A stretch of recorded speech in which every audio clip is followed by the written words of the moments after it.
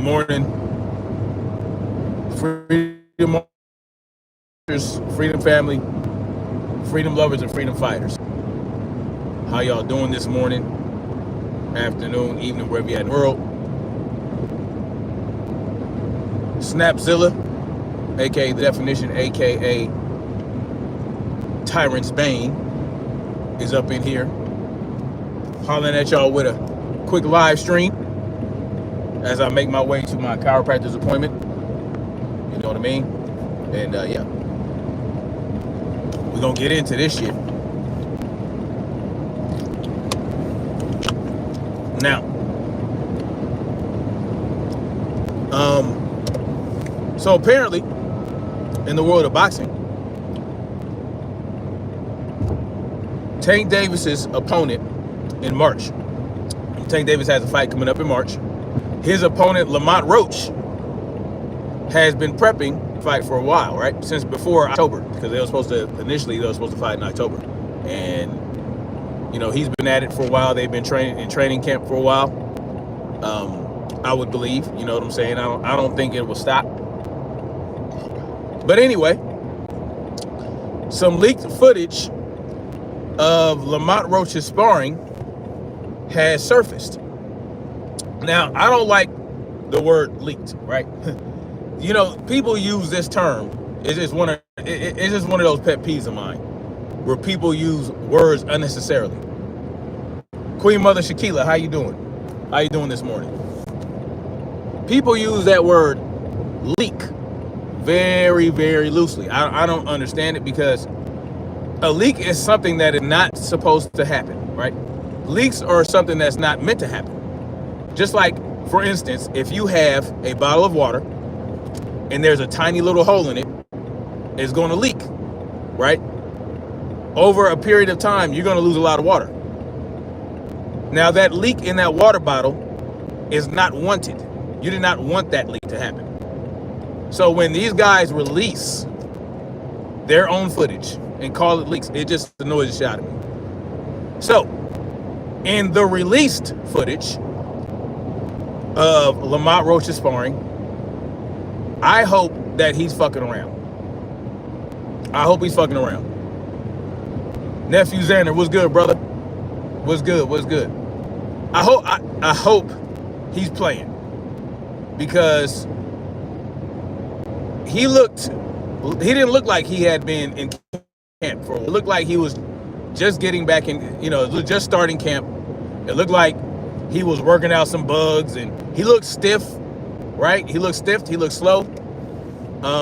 And it looked, I dare say it looked it looked choreographed. It looked rehearsed. Let me tell you why. I have been training in boxing for a long time, you know, on my own, and in gyms, and with sparring partners, and on the pad, all that shit. And you know, I know I know when something looks weird, right? Because I don't know if you guys saw the footage. If you look at his sparring partner, who I don't know who his sparring partner was. I don't know who the guy is. But his sparring partner looked sharp. His sparring partner looked like he was the one who has been in training camp for a long time. It looked like Lamont Roach was not in his element. It looked like he looked uncomfortable. He looked stiff. He looked slow. And it appeared that he was working on defense, but it did not look impressive in the very least, in the least. His footwork was plodding. So I don't understand why he would release this footage. Ain't no way it was a goddamn leak. There are no leaks. People intentionally release this footage for a purpose. Now, the reason I think it might have been rehearsed is you look at the hook that his sparring partner threw. It looked like he went above his head. He wanted to make sure he did not land on his head, right? And I'll tell you why. When you're working on the pads and you have a green guy holding the pads, right? When you have a green guy holding the pads, he doesn't know exactly what he's supposed to do. He doesn't, he's still learning. And if you tell him to throw a hook, right, that you can duck under, you set up a combo, right? Like 1, 2, 3 hook, 1, 2, 3, roll under, you know what I'm saying? And throw another hook, right? Roll left, throw a hook. Your partner might swing way above where your head would be because he doesn't want to hit you, right? And you want your sparring partner to actually swing at your head so that you are getting a realistic understanding of what a hook is going to look like when it comes at you, when someone is really trying to hurt you, right? But that green guy who's not experienced with holding the pads, he is not trying to hit you in the head. He does not want to hit you, right? So he's not going to swing at your head. It's kind of like when a green guy holds the pads and he has the pads way out here, right? He's holding the pads way out here. No, you want the pads right here. You want the pads right in front of your face, right? That's what an experienced pad holder is going to do. It looked like his sparring partner, Lamont Roach's, was swinging and trying not to hit him in the head. It looked like he was swinging way above his head. Maybe I'm reading into it. But I think I'm right, right?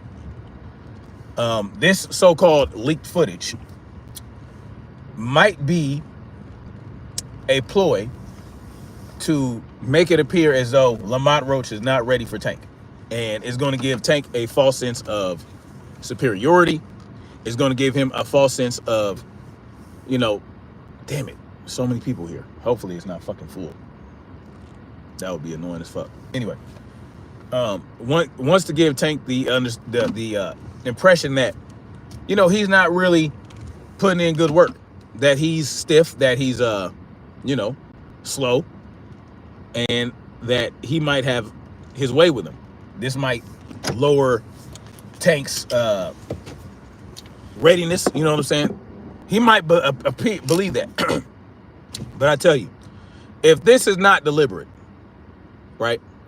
If this is at this stage in camp and you have your fights coming up in less than 2 months, if you're looking like that, and that's really how you look, and you're going up against a Tank Davis, you are not going to last more than 3 rounds in my mind. I think that if Lamont Roach was as sharp as he should be, right, with all the time he had to train, it might last 6 or 7 rounds. He might last 8 rounds. But at this stage, if he looks like that at this stage, unless that was older footage, I don't know when that footage was actually taken. That might be a thing too. It might be older footage from months and months ago. It might be footage from early last year. It might be footage from at the half of last year. We don't really know when that footage was actually taken. But if he looks like that right now, Tank is going to smash this guy. And I think he's going to smash him anyway. But if that's how he looks, he's going to get smashed. But like I said, if you look at the footage, that first hook that his sparring partner throws looked like he went way above his head. And I don't, in the sparring partner looked like he knew what he was doing. He looked like he was an experienced fighter. So I don't believe that he would swing that high, unless, I don't know, man. There's something weird about that footage. So, if Tank fans are going to take this for face value, it might be some bullshit, right? It might be bullshit. So I would not take this at face value and believe that. I would take it with a grain of salt, that footage. I would take it with a grain of salt because I don't think Lamont Roach is actually that bad. I think he might be a lot sharper than he appears to be in that leaked footage. Queen Sister Cameron, how you doing? I haven't seen the video. Got to check it out. Yeah, check it out. Check it out. If you look, go to Dante's Boxing Nation and check it out. He has the footage. So I just saw it this morning, and I was like, that looks a little weird, right? It looks a little weird. So you never know. Dante believes it might be bullshit too, but I explain why I think it's bullshit. I think that even just looking at it, it looked like, and if you look at the partner, how sharp he was, he could have tagged Lamont Roach a lot more than he did. So either it's bullshit or it's footage from way, way long ago, right? Months and months ago. And they're just starting camp, and they're doing light sparring, you know, whereas if they would do harder sparring closer to the bout. That's when you start picking up the sparring. That's when you do longer rounds. That's when you do more rounds. He said, as a matter of fact, he spoke in the video and said they were doing 4-minute rounds. So 4-minute rounds ain't no punk, right? 4-minute rounds in sparring is pretty tough, right? So you mean that basically you're having constant pressure on you for 4 minutes, especially if you were just working on defense. If you're working on defense and a guy is coming at you for 4 minutes, you know, it's going to wear you down. But since you're not throwing punches yourself necessarily, you do have quite a bit of energy stored up. Like, you're not going to waste as much energy because you're not throwing punches back. But yeah. But 4-minute rounds, depending on how fit you stay year round, you might be able to do 4-minute rounds at the beginning of the camp, right? But it's just going to be light sparring, and you're going to be focusing on specific things. You're going to be focusing on defense. You're going to be focusing on footwork. You're going to be working on the jab. You just discuss it with your partner, and you guys agree on what you want to work on, and you go from there. But later in camp, you're going to be doing harder sparring. You're going to be using all your tools, right? Because you want to see if they work. You want to make sure they can work. You want to make sure your tools work. You want to make sure you're sharp. You want to make sure your defense is on point. You want to make sure you can counter whatever you're working on for your opponent, and having an understanding of how your opponent fights. And you know, you're going through tapes, you're looking at all the footage, you're studying your opponent. You're going to be working on everything later in camp, right? You know, you can change it up though. You can still work on just defense and all that, but closer to a fight, you know, because I've worked with fighters in sparring closer to their fights, and they would want me to pick it up, right? They want me to pick it up. They're working on everything, and I got to be prepared for them to pick it up, because they're going to pick it up. That's the whole point. And I've done this with Muay Thai fighters and boxers. So Muay Thai, boy, let me tell you. Anyway, goddamn shins and goddamn. Anyway, so I don't know. I don't know anything about Lamont Roach's camp, so I don't know what they're doing. But I think that I don't believe the footage. Yeah, I think that's a ploy, personally. But we'll see. Either way, I think Tank destroys this man, and that's going to be all she wrote for Lamont Roach. Lamont Roach is, good morning, sunshine. Lamont Roach is going to go back down to 130, and he's going to fight his mandatory and go from there. So we'll see what happens after that. What's funny is BFTB thinks that Tank is going to fight. Tank is going to fight Lamont Roach's mandatory after Lamont Roach fights him, which is fucking hilarious. If Tank actually does that's man, come on, just retire, bro. Anyway, I hope he doesn't, man. I hope Tank actually takes to heart a lot of the criticisms of him and tries to unify at 135, right? If I don't like Tank at all, right? I think he's a horrible human being, just because of his actions outside of the ring. But he's a phenomenal boxer. He's a great boxer. But the shit he does outside the ring is just, I don't like him. It is what it is. I am a hater of Tank Davis because he's a coon and he embraces a drug cheat. I can't excuse that. I will not excuse it. I will not overlook it. Tank's a piece of shit. I don't know him personally, but I don't need to know that his actions, right? His actions show you who he is. I don't need to know him. He's the type of cat that wears his heart on his sleeve, so to speak, and his actions outside the ring have demonstrated that he's full of shit. He's a liar. You know, all these things about, oh, I'm gonna smack this guy, smack that guy, doesn't do it. You know, I'm gonna smack Ryan Garcia because he's a drug cheat, and then you give him a hug and all this bullshit. Like, I lost all respect for Tank at that moment in time. You know, and defending Ryan Garcia being a drug cheat, talking about some conspiracy theories and shit. Man, fuck Tank. I don't give a fuck about no goddamn Tank. But as a boxer, I want to see him do better, right? But at the same time, it's like, well, fuck your career, bro. Go ahead and retire and leave the sport of boxing so that we can see what your fans do. That's really what I want to see. I want to see Tank retire so I can see how all his baby munchers and baby gobblers, I want to see what they're going to do. What are you going to do when Tank's going, right?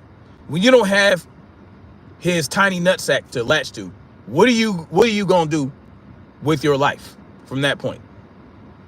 That's what I want to know, what's going to happen. Thank you, Sunshine. Yes, hit the like button, please. So yeah, fuck Tank. But if I were a real Tank fan, I would want Tank. All right, get Lamont Roach the fuck out of here. You guys already signed a contract. You guys already got the fight coming. Get Lamont Roach the fuck out of here. And when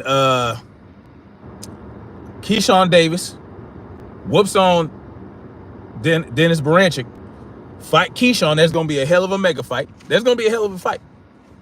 It's not going to do Ryan Garcia numbers, but it's going to do better than Frank Martin numbers. That might be a $500,000, $600,000 pay-per-view fight. The reason I'm talking about the pay-per-view is because I know Tank fans, that is one of the things they cling to kind of assert this idea that Tank Davis is the face of boxing and they care about pay-per-view numbers. So I would like to encourage Tank Davis baby munchers that the best fight for Tank Davis at 135 is Keyshawn. If Keyshawn beats Baranchik and gets that belt. If not, Shakur at this point in time. Big Soldier was good. Turkey got handling business and Tank will be crying. Well, yeah, I hope he does cry. So that is going to be the biggest fight. It's not going to be Shakur, unfortunately, for Shakur, because of his performance, which his last performance, I have no problem with his last performance against Artem. He did not look great against De Los Santos. They both looked like ass. They both were not engaging. So to me, that was the only performance Shakur had that was ass. But I like the way he handled Artem. And you know, if he does well against whoever the fuck he's fighting, what's his next fight? And then he's supposed to fight Williams Cepeda after that. Oh, Schofield. So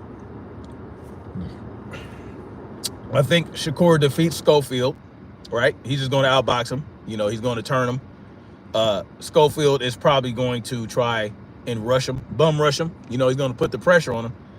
But Shakur is going to be able to spin him, turn him.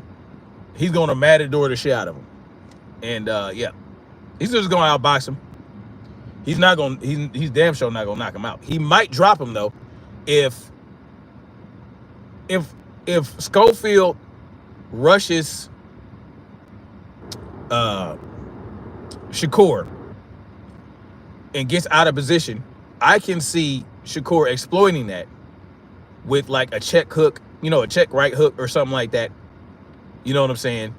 And dropping him. But it won't be like it won't be because of Shakur's power. But if he can do that, he did that to Oscar Valdez. So, that's how he dropped Oscar Valdez. He can do the same thing to Schofield. So Shakur has the ability. See, a lot of people think that he has limited footwork. No, Shakur has excellent footwork. He just doesn't use it a lot. He doesn't need to use it a lot because he does the hop back. He has great upper body movement, but he can use his feet if he needs to. If Schofield goes in on Shakur with all that pressure and he's out of position, off balance, Shakur is going to exploit that. And if he looks good, now let me say, if he looks great against Schofield, then that's going to be the biggest fight for Tank Davis at 135 after Lamont Roach. But if Shakur just plays it safe and, just pity pats and all this other stuff, what y'all consider pity patting, right?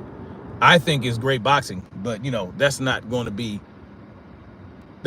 sell, right? We just got to face it. Pure boxing fans that love the sweet science, we aren't in the majority, right? We aren't in the majority. The majority is, we want to see special effects. We want to see all these knockdowns. We want to see this and that. And unfortunately, that's just what dictates the numbers. That's what and all the numbers is all people care about, right? Big Soldier may say Kid Austin will be open for, absolutely. He'll be open for an uppercut. He'll be open for a check hook. I think a check hook would drop if Shakur catches him with a check hook coming in. It's gonna drop him. And I know what you're talking about with that uppercut, because that's what if I'm not mistaken, that's what Terrence Crawford did against what's his name? Fuck. Sean Porter. That's how he got him coming in. But it could be similar. It could be a similar thing. And I think if Shakur shows out against Schofield and Tank whoops the shit out of Lamont Roach and Keyshawn whoops the shit out of Dennis, you got 3 belts right there. You got 3 belts. I believe the IBF, the WBC, and the WBA. You got 3 belts in contention. I don't know what the fuck Loma's doing. Supposedly he's out with some injury, and he has until October, which is unfortunate that he's able to hold that belt up that goddamn long. But you got 3 belts in contention, right? And before Loma comes back, by the end of the year, you can have 2 unified belts. You can have 2 belts. Somebody can unify. And it won't be Keyshawn versus Shakur. So it's either going to be Tank versus Shakur or Tank versus Keyshawn Davis. You know what I'm saying? If Tank wants to challenge himself. That's the question. If Tank doesn't want to challenge himself, yeah, I hope that, from what I hear, from what I understand, Loma has until October to do something. Loma has until October. So if Loma has until October, there you have one more fight before we know what Loma's going to do. And Keyshawn is not going to fight Shakur. So, like I said, you only got Shakur versus Tank, or Shakur or Tank versus Keyshawn. And Tank is probably, man, if he don't retire, I hope he doesn't take another fucking soft touch. You know what I'm saying? But he probably will. He probably won't challenge himself, just based on his his patterns, right? So, but those are going to be big fights. If he wants all this money, right? Tank wants the mega fights. He wants to get paid. Well, he has a chance to solidify his legacy and make a lot of money at the same time. later on this year. He has an opportunity. People act like, they say silly shit like belts don't pay for diapers, whatever the fuck they say. But the way you got the belt, the way you can't buy shit with a belt per se, but you getting that belt could be a big deal, right? Whatever fight you had to get that belt can be a big fight, and you can make a whole lot of money and get 2 belts. You'll have 2 belts. You'll unify and make a shitload of money. I don't understand why we try to separate those things like they're mutually exclusive.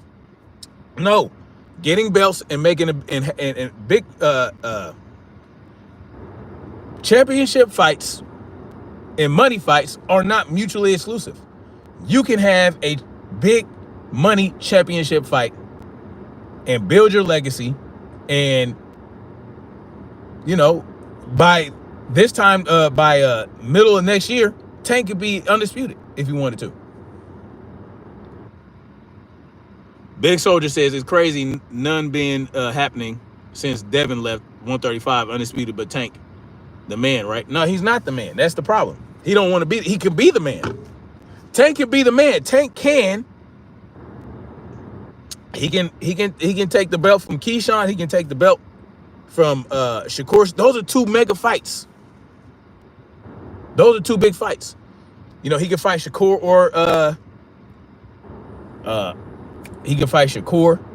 or Keyshawn next, right? And then whoever he chooses to fight, the other guy defends his belt.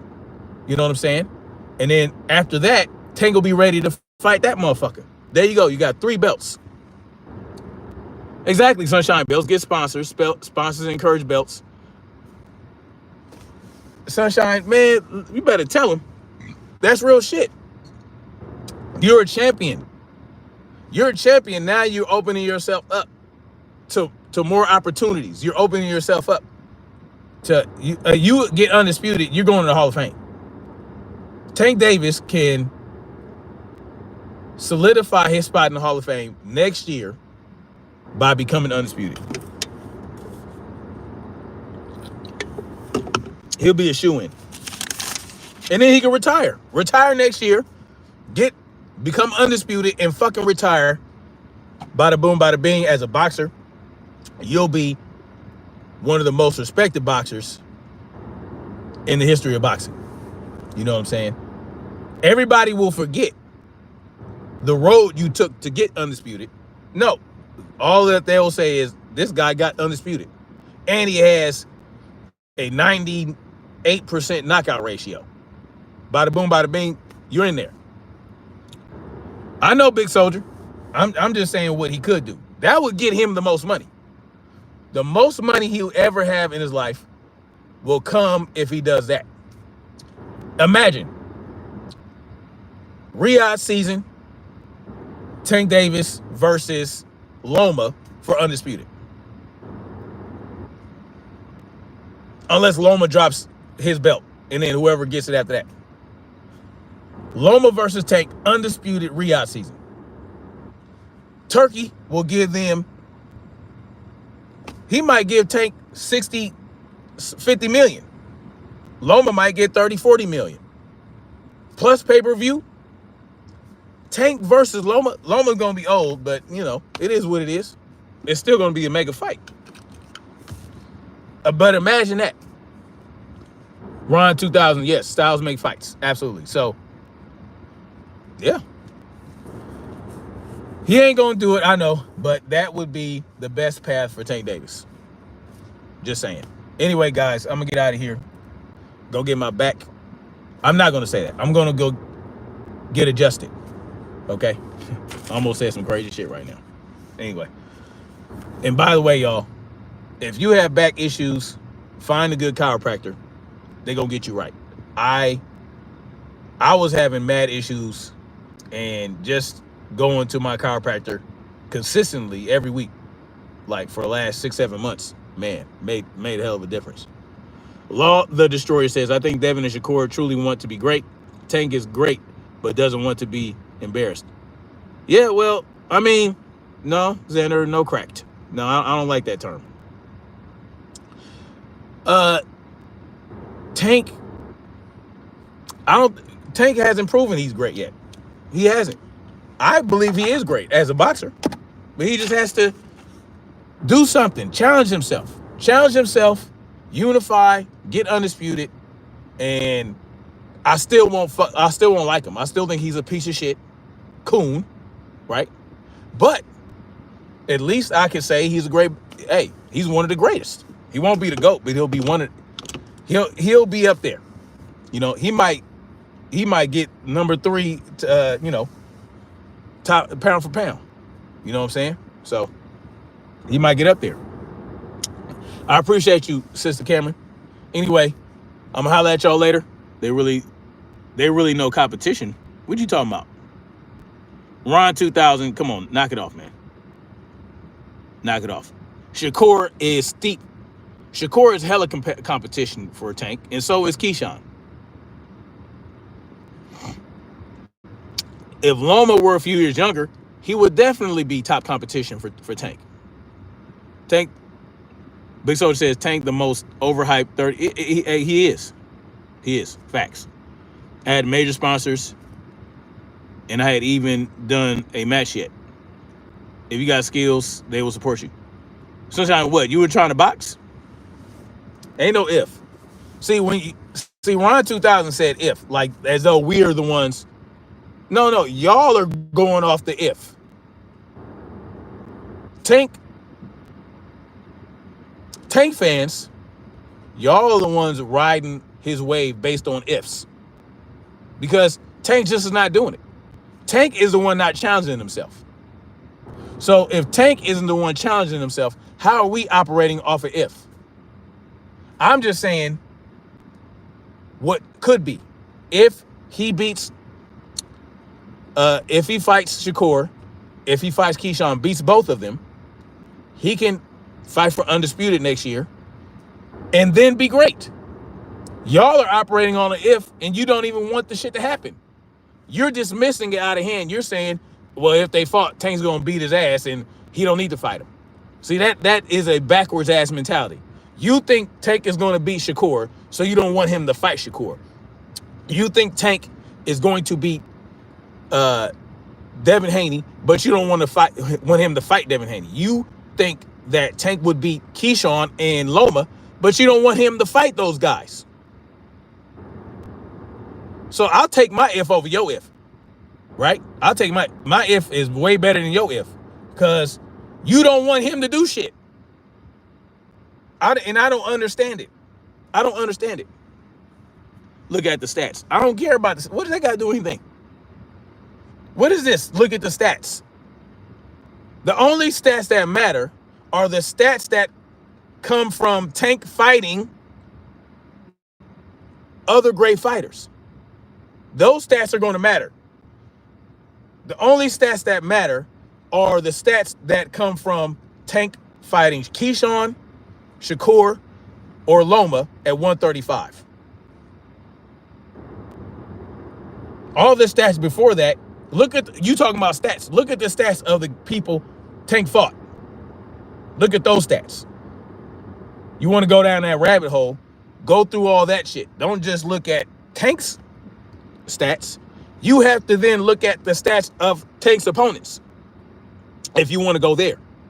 Because no one Tank has fought has the stats of a Shakur, of a Devin, of a Keyshawn. Well, maybe not Keyshawn, because Keyshawn don't even have a belt yet.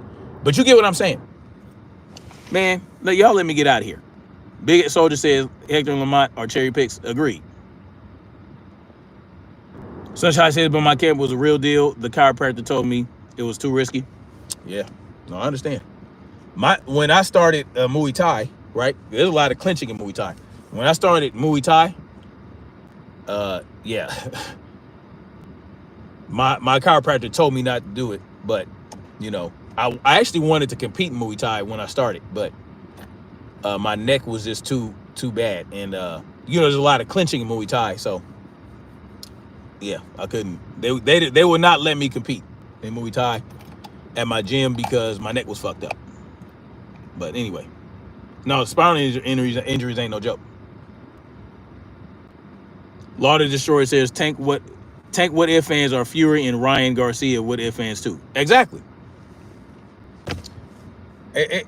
Boxing is weird right now. I swear to God, boxing is weird. But you know, we'll hopefully when Tank retires, it'll get back to normal, some level of normalcy. And see, these are things that need to happen. Tank needs to retire, and Ryan Garcia needs to get his ass whooped by Devin Haney. And maybe that will restore order back into boxing. We restore order in boxing. You get those two clowns out of here. You know, Fury retires. Boom. We ain't got to deal with that. And yeah, we can get back to some level of normalcy. Anyway, guys, I'm going to holler at y'all later. Much love, like, share, subscribe, and we'll keep marching forward toward freedom.